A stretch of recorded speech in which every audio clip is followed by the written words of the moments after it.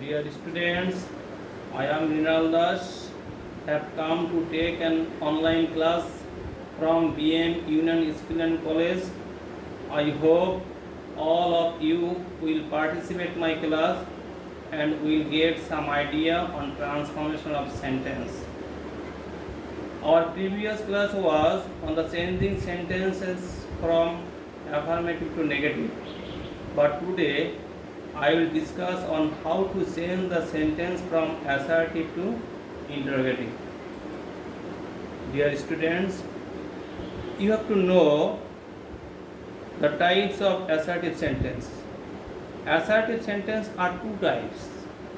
Number one, affirmative sentence, তার বাংলা অর্থ হ্যাঁ বাচক বাক্য। Example, he is busy with his lessons. Number two, negative sentence, না বাচক বাক্য। Example, they are not paid a handsome salary. They are not, এখানে এই নটটা সেন্টেন্সটা নেগেটিভ করছে। ওকে, now you have to give focus on a chart of helping or auxiliary verbs. Do you know how many auxiliary verbs or helping verbs?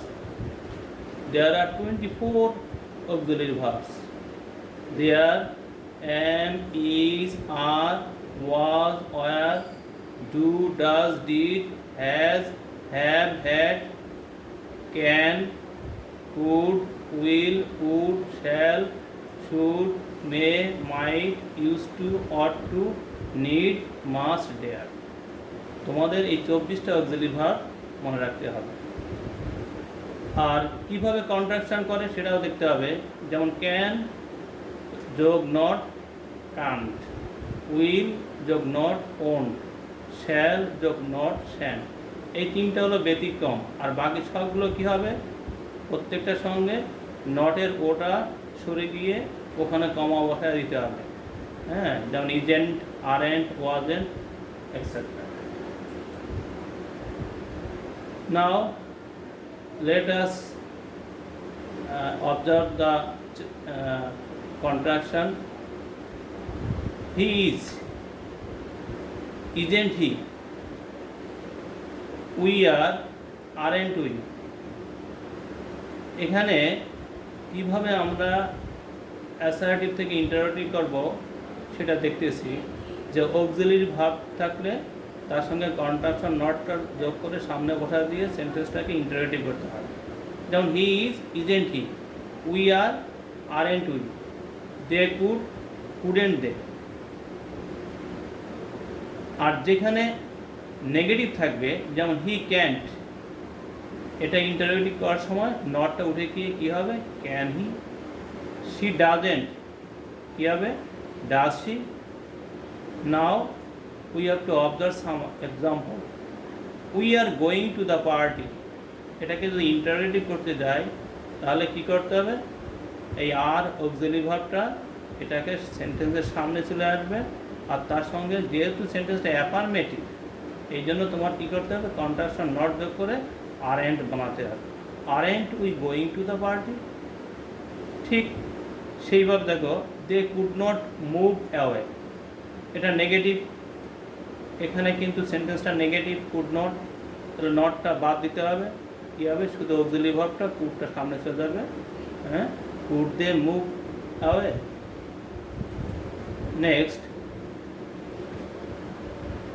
যেখানে auxiliary verb থাকবে না আর helping verb থাকবে না, সেই ক্ষেত্রে সেন্টেন্সকে ইন্টারোগেটিভ করতে গেলে কী করবে, প্রথমে টেন্স অনুসারে তোমাকে don't, doesn't, didn't plus subject plus ভার্বের বেস ফর্ম বা ভার্বন, মূলত বেস ফর্ম বলা হবে। হ্যাঁ, তারপর প্রশ্নবোধক চিহ্ন। মনে রাখবে সব কিছু ঠিক আছে, কিন্তু এই যে ইন্টারোগেটিভ নোট অফ ইন্টারোগেশন, এই চিহ্নটা দেওয়া ভুল হলে তোমার পুরোটাই ভুল হয়। Example, they play football everyday. এখানে কি অক্সিলারি ভার্ব আছে? নাই। প্লেটা কোন ভার্বের কোন ফর্ম? ভার্বের প্রেজেন্ট ফর্ম। তো প্রেজেন্ট ফর্ম থাকলে কী আসবে? ডোন্ট আসবে। তাহলে অ্যান্সারটা কী হচ্ছে? Don't they play football everyday. এখানে পেলে যা আছে এখানেও তাই আছে, verb on verb on. Second sentence, he wishes to be happy. এটা কোন টেন্স? উইশেস, এটা প্রেজেন্ট ইন্ডিফিনিট টেন্স, কিন্তু এখানে ভার্ব অনের সঙ্গে ইয়েস যোগ করা আছে। যেহেতু ইয়েস যোগ করা আছে সেহেতু সেন্টেন্সটা শুরু হবে কি দিয়ে? Doesn't. Doesn't he wish to be happy. Okay, doesn't he wish to be happy. Third sentence, he inherited a vast property from his father and sister. এটা মেক ইট কোশ্চেন। অনেক সময় দেখা যায় ইন্টারোগেটিভ না লিখে কোশ্চেন কথাটাও লেখা থাকতে পারে, একই জিনিস। তাহলে ইনহেরিটেড, এটা ভার্বের পাস্ট ফর্ম, সাবজেক্টের পর ভার্বের পাস্ট ফর্ম হলে এটা পাস্ট ইন্ডিফিনিট টেন্স। তাহলে এই ক্ষেত্রে কী আসবে? এই ক্ষেত্রে ডোন্টও আসবে না, ডাজেন্টও আসবে না, কী আসবে? Didn't. Didn't he inherit a vast property from his father and sister. Okay, next, nobody, no one, none. যদি সেন্টেন্সে nobody, no one, none থাকে তাহলে ইন্টারোগেটিভ করার সময় তোমার কী বসাইতে হবে? শুধু হু বসাইতে হবে। খুব ইজি, খুব সিম্পল একটা সূত্র। শুধু nobody, no one, none এর পরিবর্তে হু বলবে, আর সেন্টেন্সের শেষে কী করতে হবে? একটা প্রশ্নবোধক চিহ্ন বা নোট অফ ইন্টারোগেশন বসাইতে হবে। যেমন এক্সাম্পল, নোবডি বিলিভস হিম। কী করবে? Nobody believes him. এই নোবডির জায়গায় কী বলবে? Who believes him. Okay, next, অথবা does anybody believes him. Does anybody believe him. Second sentence, no one could ever count my love for you. Here, no one. No one থাকলে কী হবে? একই, who. Who could ever count my love for him? Sentence যতই বড় হোক না কেন, no one এর জায়গায় শুধু who বলবে, আর বাদ বাকি অ্যাজ ইউজুয়াল যা আছে অবিকল লাস্টে একটা নোট অফ ইন্টারোগেশন। নেক্সট, ব্যতিক্রম যেটা আছে অর, এটাকে আমরা এইভাবেও করতে পারি, could anyone ever count my love for you. Okay, next, none can do it. এখানে none, in place of none we have to use who. Who can do it or can anyone do it. Okay, next, everybody, everybody, everyone অথবা all থাকলে কি করতে হবে? তোমার হু বসাইতে হবে। তারপর টেন্স অনুসারে অক্সিলারি ভার্ব, তারপর অক্সিলারি ভার্ব ফর নট। এই অক্সিলারি ভার্ব সাধারণত কী হয়? ডু, ডাজ, ডিড বা অন্যান্য আদার্স অক্সিলারি ভার্ব। এরপর নট প্লাস ভার্ব অন, লাস্টে প্রশ্নবোধক চিহ্ন। For example, everyone wants to be happy, interrogative. Everyone wants to be happy, তাহলে এভরিওয়ানের জায়গায় কী আসবে? হু does not want to be happy. Who does not want to be happy. দেখো এভরিওয়ানের জায়গায় হু বসছে, আর ওয়ান্টস, ওয়ান্টস এই যে এসটা আছে এটা প্রেজেন্ট ইন্ডিফিনিট টেন্স, এই জন্য ওয়ান্টসের পরিবর্তে কী আসবে? Does not want. যদি ওয়ান্টেড হতো তাহলে কী হতো? এখানে ডাজ নটের জায়গায় ডিড নট ওয়ান্ট হতো। ঠিক আছে, next, all praises an honest man. All থাকলে কী হবে? Who. Who does not praise an honest man. দেখো প্রেজেস, এটার বেস ফর্মটা কী হবে? Praise. Do not, does not, did not, এরপর সবসময় ভার্বের বেস ফর্ম বসে, মনে রাখতে হবে। ওকে, নেক্সট, সেন্টেন্সে যদি নেভার থাকে তাহলে নেভারের পরিবর্তে তোমার এভার বসাইতে হবে, আর লাস্টে note of interrogation. For example, I never work more than 8 hours। তাহলে নেভার কী হবে? নেভারের জায়গায় আসবে এভার, কিন্তু তোমার তো অক্সিলারি ভার্ব বসাইতে হবে, নইলে তো ইন্টারোগেটিভ হবে না। এখন দেখো এখানে আই নেভার ওয়ার, কোন টেন্স এটা? এটা প্রেজেন্ট ইনডেফিনিট টেন্স। যেহেতু প্রেজেন্ট ইনডেফিনিট টেন্স, সেহেতু তোমার ডু বা ডাজ আসবে। যদি ভার্বের সঙ্গে এস বা ইয়েস থাকতো তাহলে ডাজ আসতো, যেহেতু নাই তাহলে কী হলো? Do. Do I ever work more than 8 hours? Next, number 2, he never went to Cox's Bazar. He never went to Cox's Bazar. এখানে দেখো ওয়েন্ট, এটা ভার্বের পাস্ট ফর্ম আছে, হ্যাঁ।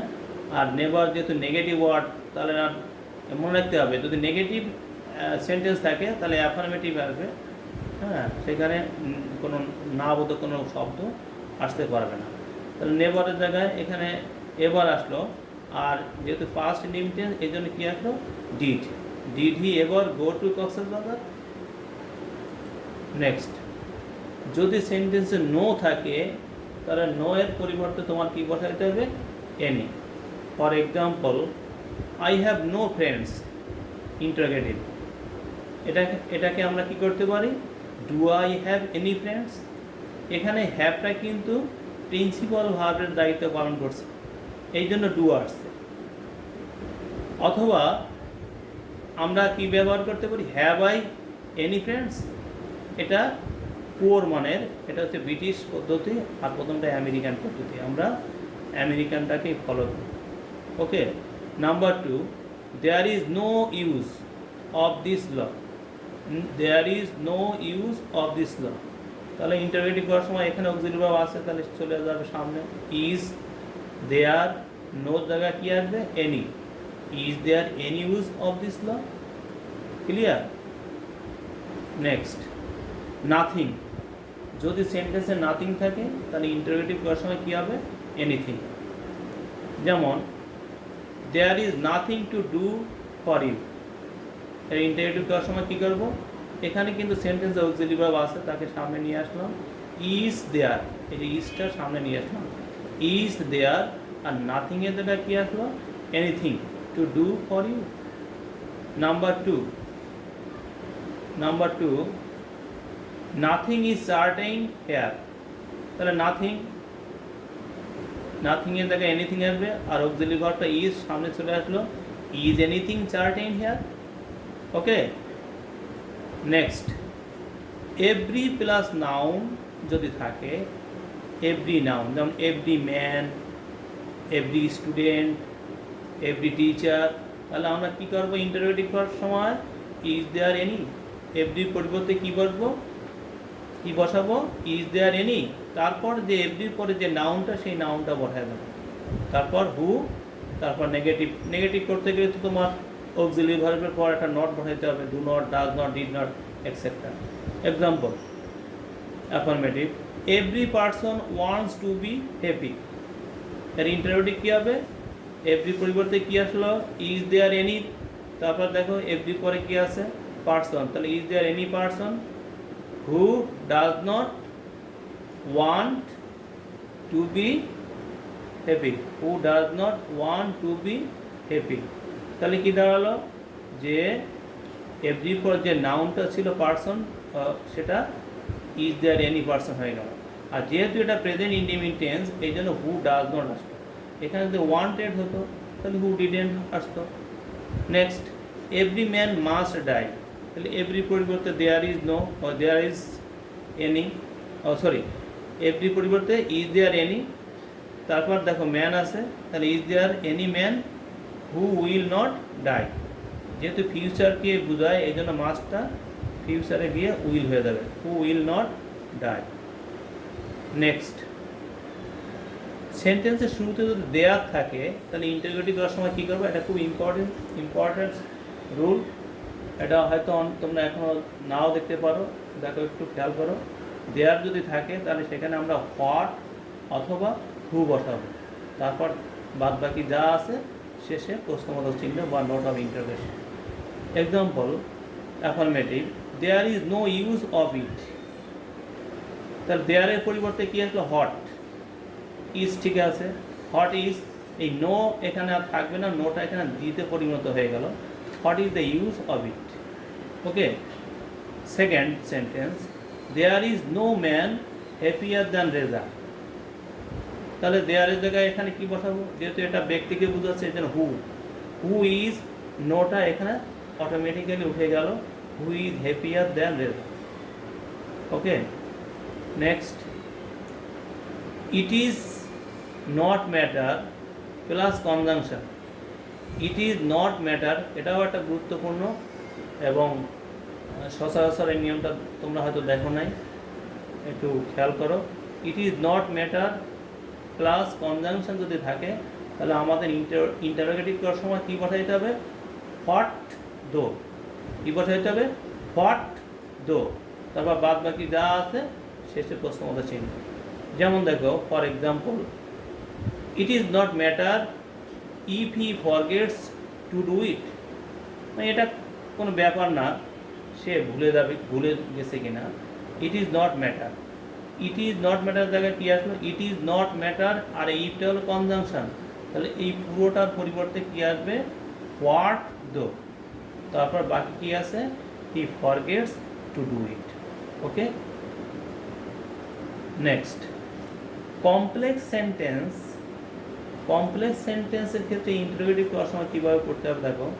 কমপ্লেক্স সেন্টেন্স করতে গেলে তোমার প্রথম অংশ ইন্টারোগেটিভ করতে হবে, পরেরটা অ্যাসার্টিভ, আর শেষে note of interrogation. For example দেখো, if you come I shall go, slash I shall go if you come, একই অর্থ। এখানে মনে রাখতে হবে এখানে দুইটা ক্লজ থাকে, একটা সাবঅর্ডিনেট ক্লজ আর একটা হচ্ছে প্রিন্সিপাল ক্লজ। সাবঅর্ডিনেট ক্লজ সাধারণত কনজাংশন দিয়ে শুরু হয়, ইফটা কনজাংশন, এই জন্য এটা কিন্তু সাবঅর্ডিনেট ক্লজ। আর আই শ্যাল গো এটা হচ্ছে প্রিন্সিপাল ক্লজ। তো যখন আমরা ইন্টারোগেটিভ করব তখন এই প্রিন্সিপাল ক্লজটাকে আমাদের ইন্টারোগেটিভে নিতে হবে। তাহলে আই শ্যাল যেহেতু আছে তাহলে কী হবে, shan't I go if you come. আমরা সাবঅর্ডিনেট ক্লজটাকে শেষে বসায় দেবো। ওকে, তাহলে কী হলো, shan't I go if you come. Next, now for home tasks I will give you home tasks from your advanced learner guide. Practice from your advanced learners book, page number 170, exercise 1 to 32.